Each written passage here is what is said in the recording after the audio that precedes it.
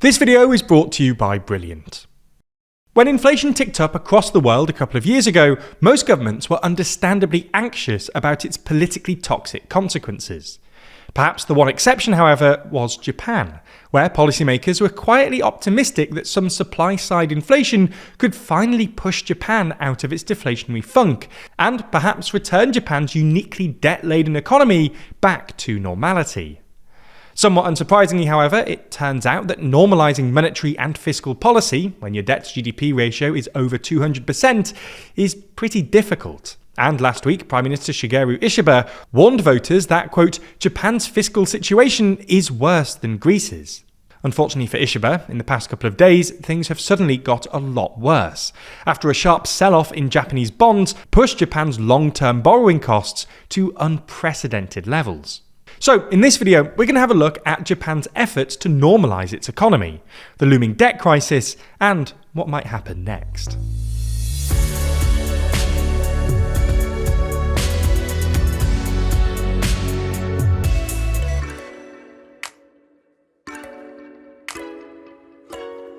Don't feel overwhelmed by endless news stories. Find out what you need to know every day with TLDR's Daily Briefing. Listen along in your favourite podcast app or by clicking the link in the description. Let's start with some context. After World War II, Japan experienced decades of rapid economic growth, with the Japanese economy growing by an average of 7% every year from 1955 to 1990. However, in the 90s, Japan suffered from a series of economic shocks in quick succession. After a massive boom in the 80s, in the decade after 1990, residential house prices fell by more than 50%. Commercial property prices fell by something like 85%, and Japan's main stock index, the Nikkei 225, fell by about 75%. Japan's economy entered a period of stagnation, with both growth and inflation falling close to zero. In an attempt to stimulate the economy and get it growing again, Japan's central bank, the Bank of Japan, or BOJ, bought up billions of yen's worth of government bonds, essentially printing money and giving it to the government to spend. This didn't really work, and when the Japanese economy took yet another hit after the 2008 financial crisis, the BOJ also started buying up corporate debt, essentially printing money and giving it straight to Japanese companies. In this sense, the BOJ pioneered many of the techniques that Western central banks would go on to use after the 2008 financial crisis and the pandemic. Unfortunately for the BOJ, this still wasn't enough to get Japan out of its stagflationary funk, and both growth and inflation stuck stubbornly close to zero, while the Japanese government's debt burden ballooned to more than 240% of GDP, probably the highest in the world. That was until early 2022, when the inflationary shock that swept across the world pushed Japan's annual inflation rate above 2% for the first time in nearly a decade. Japanese policymakers saw this as an opportunity to essentially bring the Japanese economy back to normality by using this inflationary episode to trigger a mild wage price spiral, which would keep inflation persistently above zero. In other words, Japanese policymakers wanted workers to demand higher wages in the face of higher prices, which would mean more spending power for Japanese households and, therefore, higher prices, etc. Slightly higher inflation could also drive economic growth by encouraging Japanese households to spend money instead of saving it and letting inflation eat away at its real value. And, well, this sort of happened. While wages lagged behind inflation in 2022 and 2023, in 2024, the average wage growth for workers at large companies came in at above 5%, the highest since 1991. Japanese policymakers were optimistic that, once inflation had become self-sustaining, they could normalise monetary and fiscal policy. The BOJ wouldn't have to constantly buy government and corporate debt to keep the economy out of deflation, and, if inflation and growth were up, the Japanese government would enjoy higher tax revenues, and so wouldn't have to issue as much debt.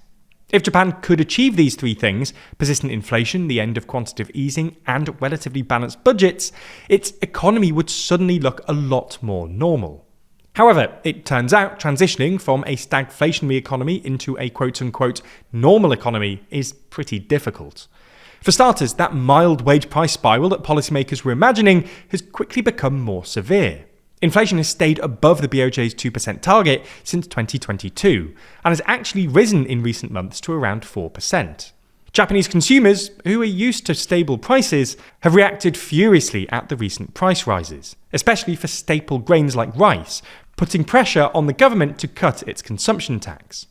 Furthermore, this inflation has forced the BOJ to raise its benchmark interest rate to 0.5%, the highest since 2008. This might not sound too high, but because Japan's debt pile is so enormous, even a slight increase in interest rates causes a massive increase in servicing costs. Japan now expects to spend something like 32 trillion yen on debt servicing next year, representing about 5% of GDP, more than almost any other country. So, you get the idea. Japan's attempt to normalise its economy has put massive pressure on the government's finances, both because the cost of debt servicing has increased and because there's renewed political pressure to ease the cost of living crisis. And this problem has suddenly started looking particularly acute in the past couple of days after Japan's bond yield spiked to levels not seen in decades. The yield on both 30 and 40-year Japanese bonds, for instance, is currently over 3%, the highest Japan's long-term borrowing costs have been since probably the 1980s. So, what happened here? Well, some of it's a consequence of a similar rise in US bond yields, with the yield on both 30 and 40-year treasuries spiking after Moody's, one of the big credit rating agencies, downgraded America's credit rating, citing America's unsustainable debt burden. For complicated reasons, other countries' bond yields generally track treasuries, which is why Japan, the UK and European economies all saw an increase in long-term borrowing costs at the same time. Some of it was because of a conspicuously weak bond auction a couple of days ago, when the Japanese government tried to issue more than 20-year bonds, only to find out that no one really wanted to buy them. But perhaps the fundamental reason is that, well, the market just don't think Japan can afford any more debt. Japan's debt pile is already massive.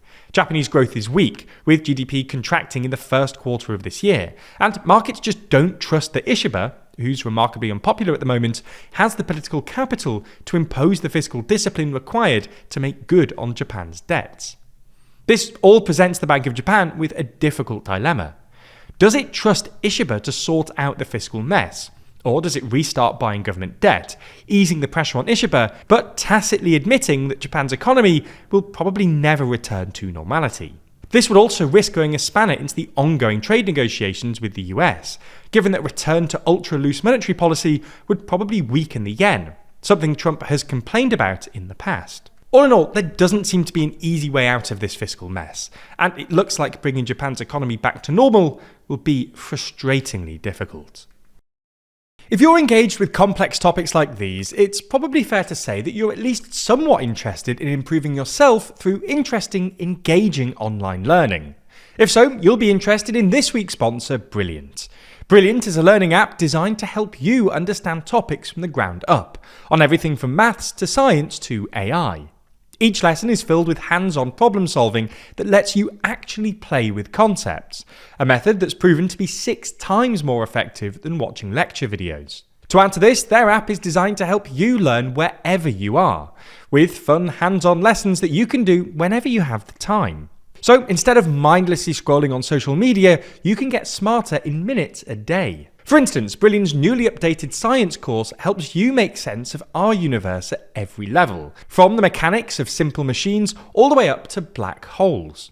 The course helps you better understand the world we live in by explaining the physical principles that drive modern technology, while helping you develop your scientific intuition through visual, interactive problem solving. To try Brilliant for free, visit brilliant.org/TLDR, scan the QR code on screen, or you can click on the link in the description. By doing so, you'll get 20% off an annual premium subscription, and they'll know that you came from us, which really helps us out.